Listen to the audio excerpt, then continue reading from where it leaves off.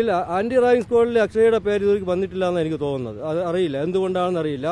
അവന് ഈ അവസാന 3 ദിവസം വരെ അവൻ്റെ ഫോൺ കൺട്രോൾ ചെയ്തതും അവൻ്റെ റൂമിൽ അവൻ്റെ അമ്മ വിളിക്കുമ്പോഴെല്ലാം കൂടെ ഉണ്ടായിരുന്ന ഈ അക്ഷയ, ഈ പീഡനം നടക്കുമ്പോഴും അവൻ്റെ എല്ലാ സമയവും അക്ഷയ കൂടെ ഉണ്ടായിരുന്നത്. മരണസമയം കഴിഞ്ഞിട്ട് പോലും, മരണസമയത്ത് ഹോസ്പിറ്റലിൽ നിന്നായിട്ട് പോലും അവൻ്റെ അമ്മ ഫോൺ വിളിക്കുന്നത് സിദ്ധാർത്ഥനെ കിട്ടാത്തതുകൊണ്ട് അവന് അക്ഷയ.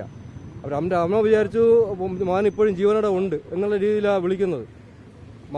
മകൻ മോർച്ചറിയിൽ കിടക്കുമ്പോഴും അവൻ്റെ അമ്മ വിളിച്ചു, അക്ഷയ വിളിക്കുന്ന സിദ്ധാർത്ഥന് എന്താ കുഴപ്പം, അവന് എന്തെങ്കിലും ഉണ്ട്. അപ്പോൾ അവൻ പറയാ ഒരു കുഴപ്പമില്ല, അവന് ഇപ്പോൾ ഫോൺ കൊടുക്കാമെന്ന്. അപ്പോൾ ഈ 4 മണി 4:30 ആയപ്പോഴും പറയുന്നുണ്ട് അവനിപ്പോൾ ഫോൺ കൊടുക്കാമെന്നാണ് പറയുന്നത്.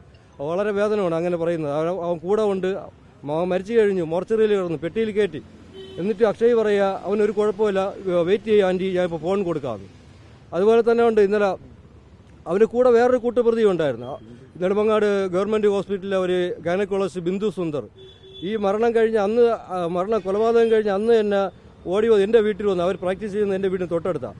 അവർ ഓടി വന്ന് വീട്ടിൽ വന്ന് പറയുക, അത് എൻ്റെ മകനാണ് വാതിൽ ചവിട്ടി തുറന്നത്, അവൻ തൂങ്ങി നിൽക്കണ കണ്ടിട്ട് എൻ്റെ മകൻ വാതിൽ ചവിട്ടി തുറന്ന് അവൻ്റെ കാല് മുറിഞ്ഞിട്ടുണ്ട്, കാലിലെന്തോ ഉൾക്കുണ്ടോ എന്ന് പറഞ്ഞിട്ട് അത് അവന് എവിടെ വേണമെങ്കിൽ വന്ന് പറയാമെന്ന് പറഞ്ഞിട്ടുണ്ടെന്ന്.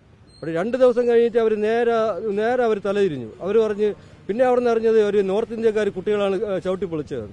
അപ്പോൾ നമുക്കും സ്വാഭാവികമായിട്ടും നാട്ടുകാർക്കും ഒരു സംശയം ഉണ്ടായി, ബിന്ദു സുന്ദറിൻ്റെ മകന് റോഹനും ഇതിൽ പങ്കുണ്ട്, ഈ മരണത്തിൽ കൊലപാതകത്തിൽ പങ്കുണ്ട്. ഞാനത് എവിടെ വേണമെങ്കിലും പറയാൻ ഞാൻ എഴുതിയും കൊടുക്കാൻ തയ്യാറാണ്. വെറുതെ ഞാൻ ഒരു കാര്യം ഇതുവരെയ്ക്ക് ആരോപിച്ചിട്ടില്ല. ഈ ബിന്ദു സുന്ദറിന് ഗൈനക്കോളജിസ്റ്റ്, നെടുമങ്ങാട് ഗവൺമെൻറ് ഹോസ്പിറ്റലിലെ ഗൈനക്കോളജിസ്റ്റ് ബിന്ദു സുന്ദറിൻ്റെ മകനാണ് റോഹൻ, സീനിയറാണ്. അവന് ഇതിൽ വ്യക്തമായി പങ്കുണ്ട്. അവന് ചവിട്ടി തുറന്നിട്ട് പറഞ്ഞിട്ടുണ്ടെങ്കിൽ പിന്നെ അവരെന്തുകൊണ്ട് ബാക്ക് തിരിഞ്ഞു, പുറംതിരിഞ്ഞു, അല്ലെങ്കിൽ ഡയറക്റ്റ് അല്ലെങ്കിൽ ഇൻഡയറക്റ്റ് ആയിട്ട് അവന് ഈ റോഹൻ നല്ല രീതിയിൽ പങ്കുണ്ട്. അക്ഷയ്ക്ക് പങ്കുണ്ട്. അക്ഷയുടെ മകൻ, അക്ഷയുടെ അച്ഛൻ അവിടെ ഒരു നല്ല ഒരു പ്ലാനറാ, ഒരു നല്ല രാഷ്ട്രീയക്കാരനോ. അതുകൊണ്ടായിരിക്കും ഈ അക്ഷയെ തൊടാതെ വെച്ചിരിക്കുന്നത്. എനിക്കറിയില്ല എന്താണെന്ന്. നിങ്ങൾ കണ്ടുപിടിച്ച് കഴിഞ്ഞാൽ അത്രയും നല്ലത്. ഞാനത് പോലീസിനോടും പറഞ്ഞിട്ടുണ്ട്. ഇത്രയും സംശയങ്ങളെല്ലാം ഉള്ളത് കൊണ്ടാണ് ഞാൻ ഈ CBIക്ക് അന്വേഷണം ബഹുമാനപ്പെട്ട മുഖ്യമന്ത്രിക്ക് ഞാൻ കൊടുത്തത്. അദ്ദേഹം അത് ഉറപ്പ് തന്നത് അതുകൊണ്ടാണ്. ഞാൻ അതിൽ കുറച്ച് തൃപ്തനുമാണ് അദ്ദേഹം പറഞ്ഞില്ല.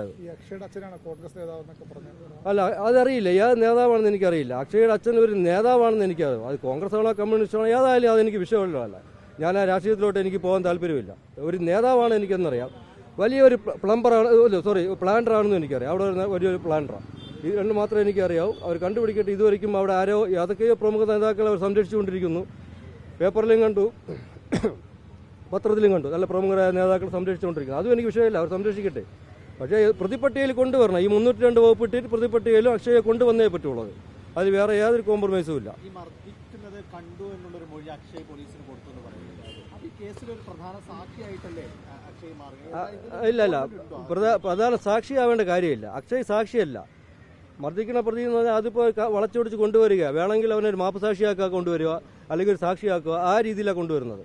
അതല്ല ചെയ്യണം. അക്ഷയെ 302 വകുപ്പ് പ്രകാരം കൊലക്കുറ്റത്തിന് കേസ് എടുത്തതിന് അക്ഷയ് ഇതിലോട്ട് കൊണ്ടുപോകണം.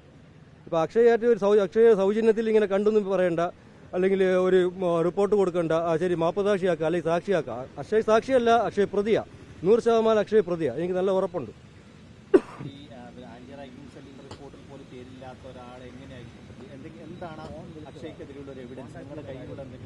ഇല്ല, അക്ഷയാണല്ലോ ഇപ്പം ആ വീട്ടിൽ ഫോൺ ചെയ്തുകൊണ്ടിരിക്കുന്നത്. ഏത് സമയം വീട്ടിൽ ഇത്രയും ഈ പ്രശ്നം നടന്നു, പീഡിപ്പിച്ചുകൊണ്ടിരിക്കുന്നു. ആ സമയത്തല്ല അക്ഷയാണ് നമ്മൾ വീട്ടിൽ വിളിച്ചുകൊണ്ടിരിക്കുന്നത്.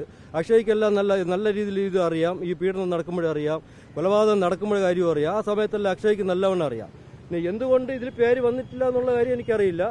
അത് ചിലപ്പോൾ ആന്റി റാഗിംഗ് സ്ക്വാഡ് അടുത്തൊരു അന്വേഷണം വരുമ്പോൾ ചിലപ്പോൾ കണ്ടെത്തുമായിരിക്കും. അടുത്ത അന്വേഷണം വരുമ്പോൾ കണ്ടെത്തണം. കാര്യം എന്നാൽ ഇതുവരെയ്ക്കും പ്രതിപട്ടികയിൽ ഇല്ലാത്ത ഒരാളുടെ പേര് വരെ വന്നു, ദേവരാജ് എന്ന് പറഞ്ഞിട്ട്. പ്രതിപട്ടികയില്ല. അവനെ ബ്രൂട്ടലായിട്ട് അവൻ്റെ ക്ലാസ്മേറ്റ്സാ റൂംമേറ്റ്സാ ബ്രൂട്ടലായിട്ട് ഉപദ്രവിച്ചില്ല. അവൻ്റെ പേരുണ്ട്, ദേവരാജിൻ്റെ പേര്. അതെങ്ങനെ വന്നു? പോലീസ് റിപ്പോർട്ടിൽ ഇതുവരെയും വന്നിട്ടില്ല. അതെന്തുകൊണ്ട് വന്നിട്ടില്ല?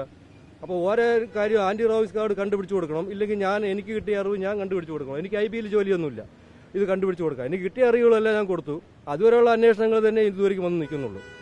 അത് കൂടുതൽ പോയിട്ടുണ്ടോയെന്നറിയില്ല. അത് ഞാൻ ഉദ്യോഗസ്ഥന് ഒരിക്കലും കുറ്റം പറയുന്നില്ല, അതിലെനിക്ക് താല്പര്യവുമില്ല. ഉദ്യോഗസ്ഥൻ നല്ല രീതിയിൽ കൊണ്ടുപോയായിരിക്കും, അല്ലെങ്കിൽ കൊണ്ടുപോകുന്നുണ്ട്. എന്തോ കാണുമായിരിക്കും, അവർക്കും സമ്മർദ്ദങ്ങൾ കാണുമായിരിക്കും. അത് ഞാൻ മുൻകൂട്ടി കണ്ടുകൊണ്ടാണ് ഞാൻ CBI അന്വേഷണം വേണമെന്ന് പറഞ്ഞത്. അല്ല, ഞാൻ ആരെയും ഒരു രാഷ്ട്രീയക്കാരെയോ അല്ലെങ്കിൽ ഒരു പോലീസ് ഉദ്യോഗസ്ഥനെയോ ഞാൻ ഇത് കരിവാരിത്തേക്കാനുള്ള എനിക്കതിന് ആവശ്യമില്ല. എനിക്ക് അത്യാവശ്യം എന്ന് പറഞ്ഞാൽ എൻ്റെ മകന് നീതി കിട്ടണം, ഇതുപോലുള്ള സംഭവങ്ങൾ ആവർത്തിക്കല്ലേ. ഈ 2 കാര്യവും എനിക്ക് പ്രധാനമാണ്. അതുകൊണ്ടാണ് ഇതിൽ നടക്കുന്നത്.